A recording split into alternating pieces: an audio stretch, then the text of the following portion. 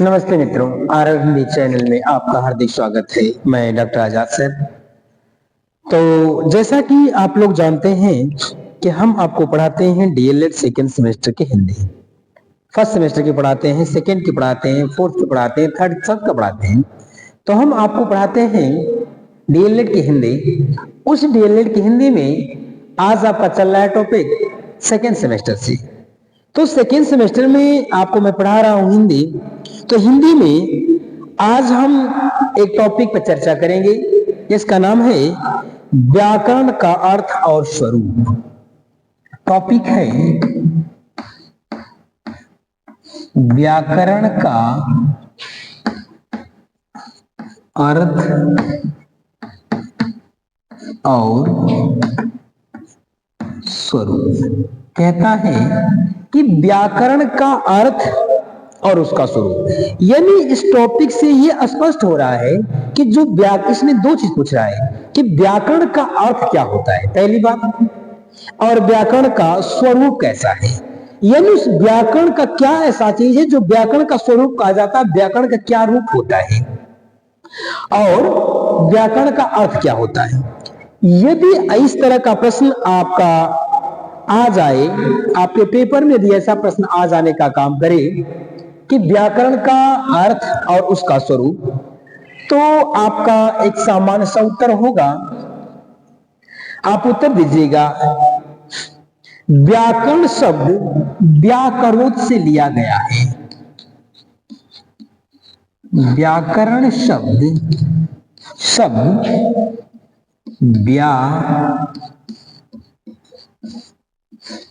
व्याकरोत से लिया गया है। देखिए, कहता है कि ये जो व्याकरण शब्द है, उसने कहा उसके अर्थ को समझिए। कहता है कि जो व्याकरण शब्द है, यह व्याकरण शब्द व्याकरोति शब्द से लेने का काम किया है। व्याकरोति शब्द से ये लेने का काम किया गया है। दूसरी बात कहता है भाषा को व्याकृत करने वाला शास्त्र है। यह भाषा को व्याकृत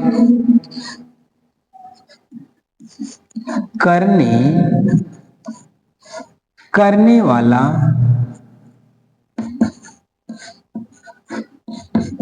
यह भाषा को व्याकृत करने वाला शब्द है। यानी व्याकृत का मतलब था व्याकरण में उसको रखने वाला शब्द है, किसको रखना चाहिए और किसको नहीं रखना चाहिए।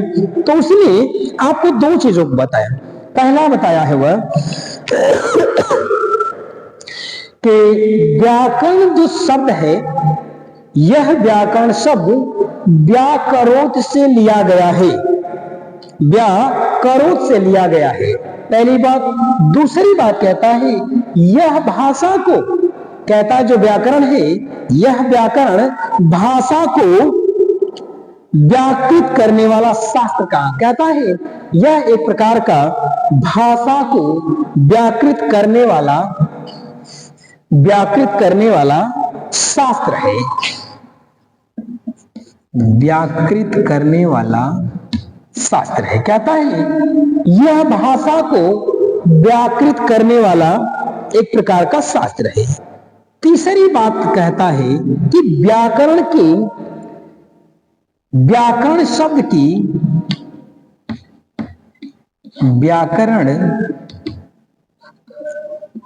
शब्द की उत्पत्ति कैसे और कहां से हुई। कहता व्याकरण शब्द की जो उत्पत्ति है, यह हुआ है बी धन आ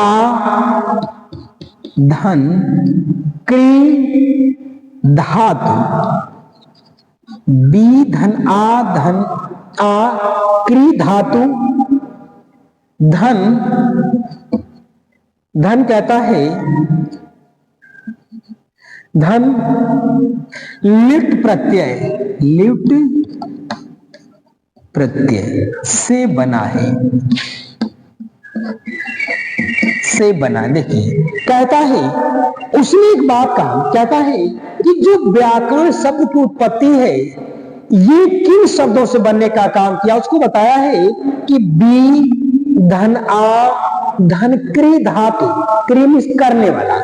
कहता है कि बी धन आ धन क्री, इन धातुओं से, क्री धातु से और लिट प्रत्यय लगा करके, ये लिट प्रत्यय से लगा करके व्याकरण शब्द बनने का काम करता है। यहां ये लिख लीजिए, प्रत्यय से व्याकरण, व्याकरण शब्द, व्याकरण शब्द बनता है। उसने कहा यदि आपका पेपर दे दे कि व्याकरण का अर्थ और उसका स्वरूप, तो ये लिखिए कि व्याकरण शब्द, व्याकरण जो शब्द है व्याकरोत से लिया गया है। व्याकरण शब्द व्याकरोत से लिया गया है। दूसरी बात कहता है वह भाषा को, वह भाषा का मतलब क्या, यह जो व्याकरण है यह व्याकरण भाषा को व्याकृत करने वाला शास्त्र है। कहता जो व्याकरण है यह व्याकरण भाषा को व्याकृत करने वाला, व्याख्यायित करने वाला या व्याकरण में बांधने वाला एक प्रकार का क्या है, ये शास्त्र होने का काम किया हुआ है। अगली बात कहता है कि यदि पूछे कि व्याकरण शब्द की उत्पत्ति कैसे हुई है, तो आपका उत्तर होगा बी धन आ धन क्री धातु प्लस लिट प्रत्यय से व्याकरण शब्द का निर्माण होने का काम करता है। और अगली बात कहता है वह शास्त्र जिसके द्वारा, कहता है वह शास्त्र जिसके द्वारा, वह शास्त्र जिसके द्वारा अर्थ स्वरूप से शब्द, जिसके द्वारा, जिसके द्वारा अर्थ स्वरूप से, अर्थ स्वरूप से शब्द सिद्धि संभव है। शब्द सिद्धि, शब्द सिद्धि संभव है। ये देखिए कहता है कि वह शास्त्र जिसके द्वारा अर्थ स्वरूप से शब्द की सिद्धि होने का काम करती है, वह क्या कहलाता है, व्याकरण कहलाता है। कहता है वह व्याकरण,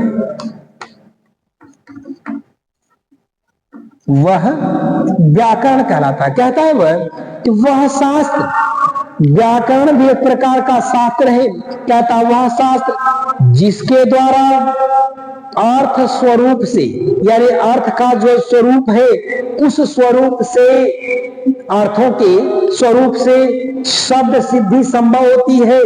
जो शब्दों की सिद्धि है वह संभव होने का काम करती है, उसको क्या कहते हैं, व्याकरण कहते हैं। अगली बात कहता है वह कि पतंजलि जी ने क्या कहा था। ये पतंजलि के अनुसार,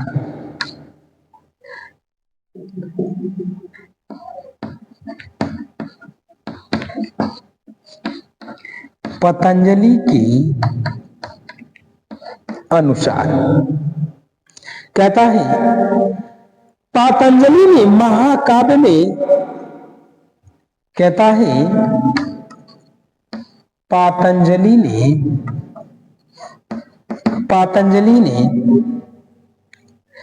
महाकाव्य में, पतंजलि ने महाकाव्य में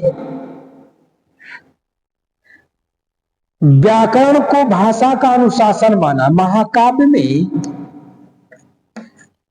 व्याकरण को भाषा का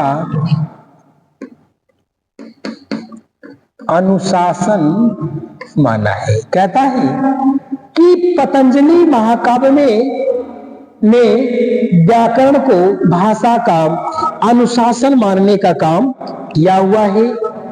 ये कहता है यदि आपका प्रश्न ए आने का काम करता हो, देखिए आपके जो किताब में है, मैं बाहर से कुछ नहीं आपको बता रहा हूं, आपके जो एनसीईआरटी की पुस्तक है, जो डीएलएड सेकेंड सेमेस्टर की पुस्तक है, उसमें जो छपा हुआ है, उसमें ज्योति दे रखने का काम किया हुआ है, उसी से मैं आपको बताने की कोशिश कर रहा हूं, जो कुछ दिया हुआ है वह कहता है कि पतंजलि के अनुसार, पतंजलि ने महाकाव्य में व्याकरण को भाषा का अनुशासन माना है। कहता जो व्याकरण है यह भाषा के ऊपर अनुशासन करने का काम करता है, कहता है। और आगे कहा गया, अगला प्रश्न इसमें दे रखा, कहता है कि पहले भाषा जन्म लेती है,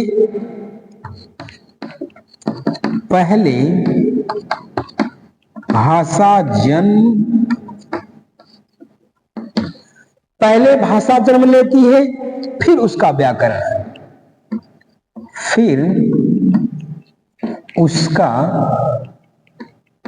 व्याकरण। कहता है कि सबसे पहले किसका जन्म होता है? भाषा का जन्म होता है, और भाषा का जन्म होने के बाद उसके बाद किसका जन्म होता है? व्याकरण का जन्म होता है। तो पहले भाषा जन्म लेती है, फिर व्याकरण जन्म लेता है। तो ये आपका रहा व्याकरण से संबंधित उसका जो अर्थ था, उसका जो स्वरूप है। और एक शब्द से क्या रखने का काम क्या हुआ है कि जो व्याकरण है वह सबको नियंत्रित करने का काम करता है। कहता है व्याकरण भाषा को नियंत्रित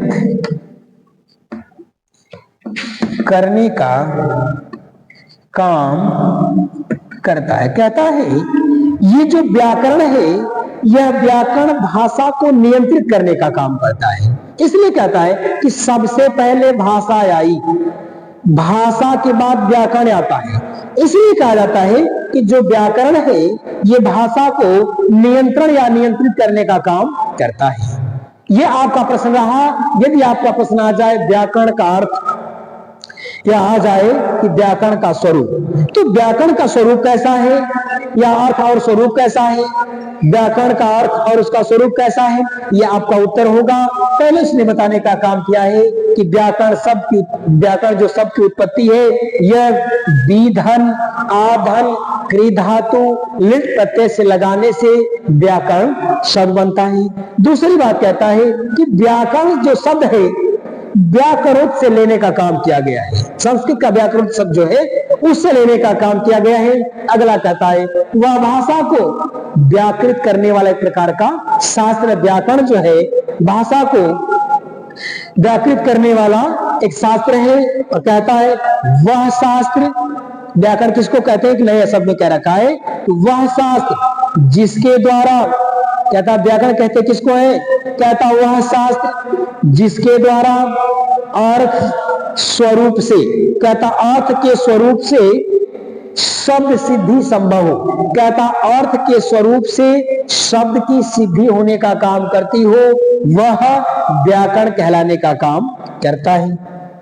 और अगला कहता है कि पतंजलि ने महाकाव्य में व्याकरण को भाषा का अनुशासन माना है। पतंजलि महाकाव्य में व्याकरण जो होता है, यह व्याकरण महाकाव्य में व्याकरण को भाषा का अनुशासन मानने की, व्याकरण जो है ना ये भाषा के ऊपर पूरी तरह से अनुशासन करता है।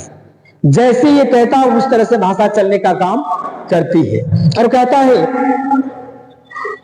जो व्याकरण है यह व्याकरण भाषा को नियंत्रित करने का काम करता है। ये रहा आपका व्याकरण से संबंधित प्रश्न कि व्याकरण का अर्थ और व्याकरण का जो स्वरूप है वह क्या होता है। अब हम आगे पढ़ेंगे उसी में कि व्याकरण की परिभाषा को ये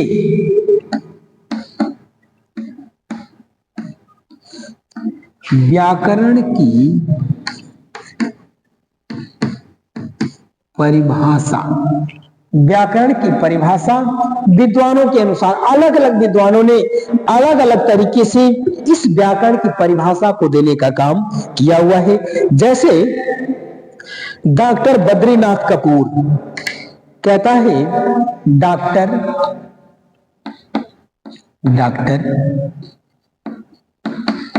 बद्री, डॉक्टर बद्रीनाथ कपूर। देखिए इन्होंने क्या कहा, यानी व्याकरण की परिभाषा को देते हुए डॉक्टर बद्रीनाथ कपूर ने कहने का काम किया हुआ है कि किसी भाषा को बोलने और लिखने, कहता है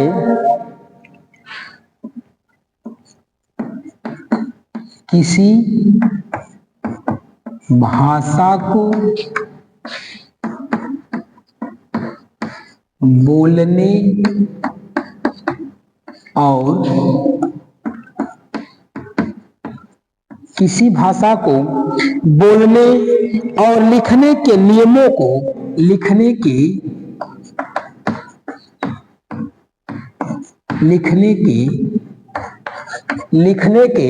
नियमों को व्यवस्थित पद्धति का नाम व्याकरण है। कहता है वह व्यवस्थित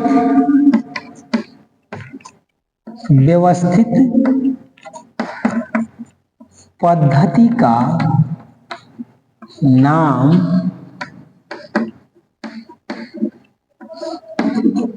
व्याकरण है। यह कहता है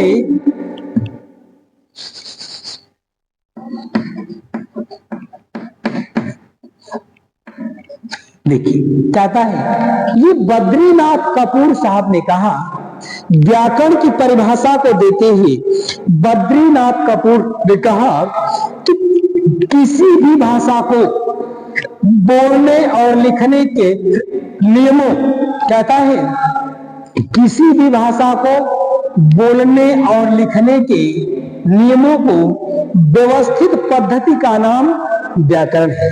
यानी बद्रीनाथ कपूर साहब ने कहा कि जो व्याकरण है ना, ये किसी भी भाषा को बोलने में, पढ़ने में, लिखने में, उनके नियमों को व्यवस्थित पद्धति का नाम क्या है, व्याकरण है। और हम लोग जब बहुत पहले पढ़ने का काम किए थे तो हम लोग जो गुरु जी लोग थे, जो कक्षा 3 में पढ़ाते थे, तो वही परिभाषा बताते थे कि व्याकरण वह विद्या है जिससे किसी भाषा का पढ़ना, लिखना और समझना शुद्ध रूप में आ जाने का काम करे, उसे हम क्या कहते हैं, व्याकरण कहते हैं। तो यहाँ बद्रीनाथ कपूर साहब ने कहने का काम किया कि जो व्याकरण है वह व्याकरण किसी भी भाषा, कोई सा भी भाषा हो, हर भाषा का अपना व्याकरण होता है।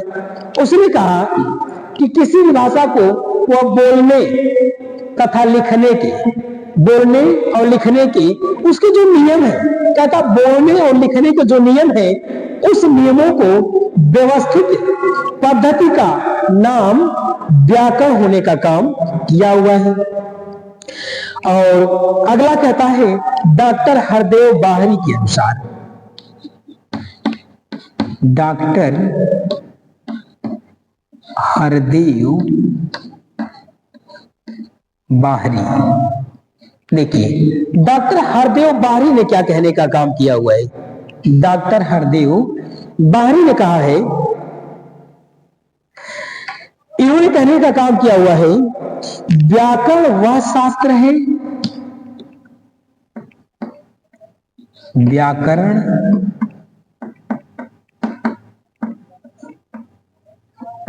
कहता है व्याकरण वह शास्त्र है जो शब्दों के रूपों और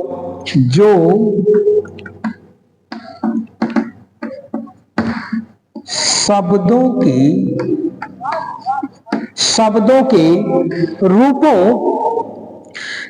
के रूपों और प्रयोगों का निरूपण करता है, रूपों और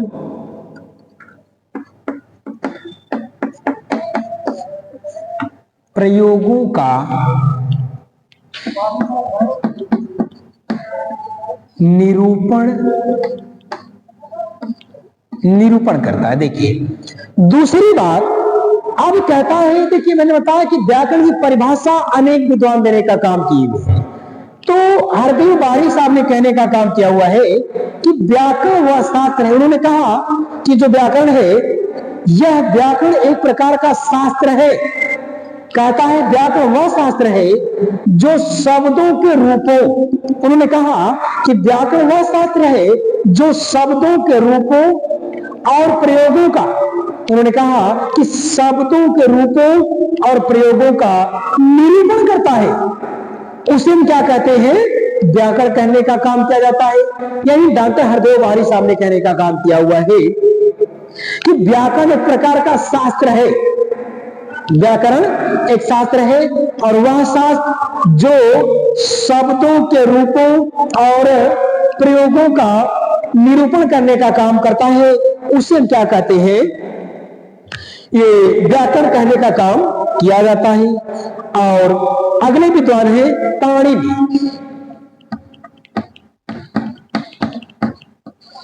पाणिनि के अनुसार पाणिनि जी ने क्या कहने का काम किया हुआ, उन्होंने कहा, पाणिनि जी ने कहने का काम किया, व्याकरण वह शास्त्र या विधा है, व्याकरण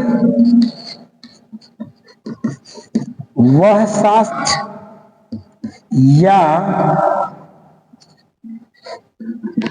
व्याकरण वह शास्त्र या विधा है जिसमें शब्दों को शासित करने का, जिसमें शब्दों को शासित, ये लिखा है ना, जिसमें शब्दों को शासित, जिसमें शब्दों को शासित करने वाले नियमों का निरूपण है, शासित करने वाले नियमों का निरूपण है। देखिए पाणिनि जी ने कहने का काम किया हुआ है कि व्याकरण वह शास्त्र है, हरदेव बाहरी साहब ने भी वही कहा है कि व्याकरण वह शास्त्र है, तो पाणिनि ने भी कहा कि व्याकरण वह शास्त्र है या विधा है। उनमें एक शब्द जोड़ा, हरदेव बाहरी जी ने क्यों शास्त्र कहा, पाणिनि जी कहते हैं कि व्याकरण वह शास्त्र है या वह विधा है जिसमें, कहता उस विधा में शब्दों को शासित, यानी शब्दों को एक निश्चित रूप में शासित करने वाले, कहता शब्दों को शासित करने वाले नियमों का निरूपण है। कहता हर एक शब्द को एक सुसज्जित तरीके से रखने का काम किया जाता है, उसमें नियम के निरूपण बताने का काम किए गए हैं कि किस शब्द को कहां और कैसे रखने का काम करना है, ये बताने का काम इसने करने का कार्य किया हुआ है। तो इसने बताया कि उन्होंने बताने का काम किया कि व्याकरण वह शास्त्र या विद्या है जिसमें शब्दों को शासित करने के या नियमों को निरूपण करने का हो, वह नियम बताने का काम करता है, जिससे हम क्या कहते हैं, शास्त्र कहने का काम करते हैं। और अगला कहते हैं हैजालिट के अनुसार,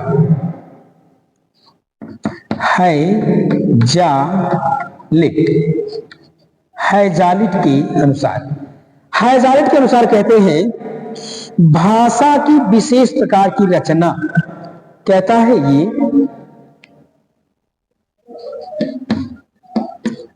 भाषा की विशेष प्रकार की रचना, भाषा की विशेष प्रकार की रचना का वर्णन व्याकरण है, रचना का वर्णन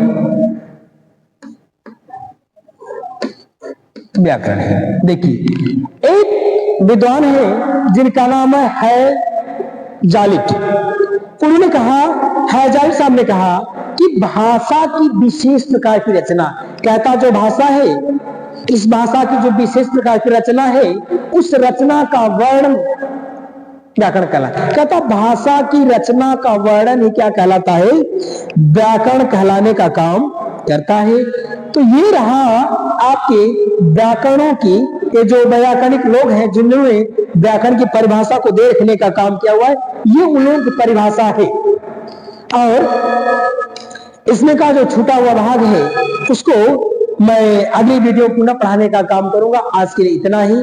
तब तक के लिए धन्यवाद। अगली वीडियो पुनः मुलाकात होने का काम करेगी। जय भारती, जय विद्यार्थी।